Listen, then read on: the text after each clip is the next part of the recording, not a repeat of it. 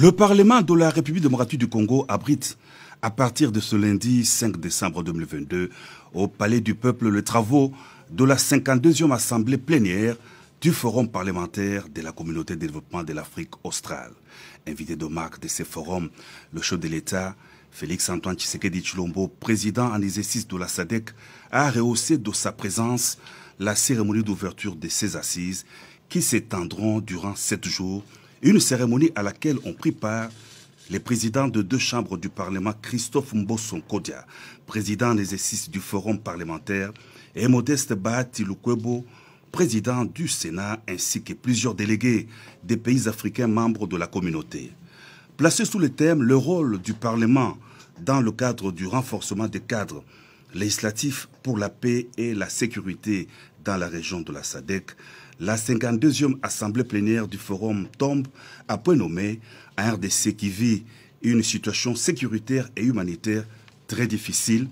causée par l'agression du Rwanda dans l'est du pays, sous couvert du groupe terroriste M23. Les forums parlementaires de la SADC, qui se veut une émanation des populations, devraient concourir et renforcer l'intégration et la coopération régionale, a indiqué le président de la République dans son discours d'ouverture des travaux. Pour le cas de la RDC, le chef de l'État a stigmatisé l'insécurité persistante dans la partie est du territoire national. Il est de notoriété publique que ces assises s'ouvrent, comme l'a indiqué l'honorable président de l'Assemblée nationale de la République démocratique du Congo, dans un contexte crucial marqué par l'insécurité persistante dans la partie est de notre territoire, en particulier dans le Nord Kivu, en raison de la prolifération des groupes armés et notamment du Rwanda sous couvert du groupe terroriste du M23 qui s'adonne impunément à des massacres et autres actes odieux consécutifs de crimes de guerre et de crimes contre l'humanité. À cet égard, et en mémoire de ceux qui ont succombé à la barbarie de ces hommes, je nous invite à observer un moment de recueillement. Honorables parlementaires, distingués invités, parlant de l'agression nous perpétrée par le Rwanda,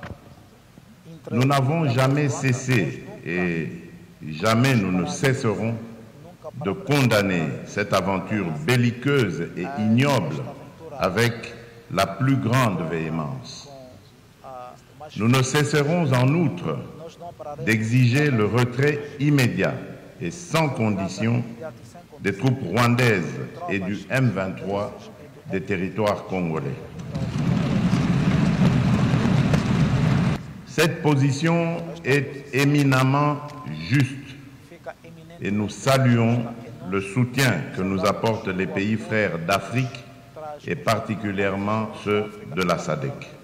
Hélas, l'agression de la RDC dans l'est du pays s'opère sous les regards complaisants de la communauté internationale, a déploré le président de l'Assemblée nationale, Christophe Mbosso, qui en a appelé au soutien des États membres de la SADC pour défendre le pays dans les concerts des nations. Que ces États viennent à la rescousse de leurs frères meurtris par une agression barbare du Rwanda, a renchéri le président en exercice du Forum parlementaire de la SADC dans son mot de circonstance.